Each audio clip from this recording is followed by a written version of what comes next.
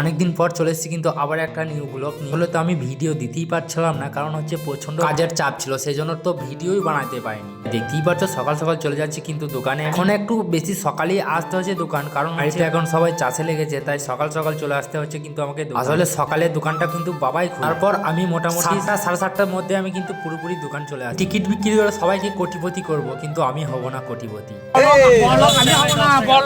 তোমাদেরকে করার জন্য বললি তো টিকিট বিক্রি করছি কিছু জন্য টিকিট খেলে হ্যাঁ তো কোন 30টা টিকিট নেবো বলক আমি করছি বহুত দেয় আল্লাহ কি করে বড় লোক তো করবই তোমাকে।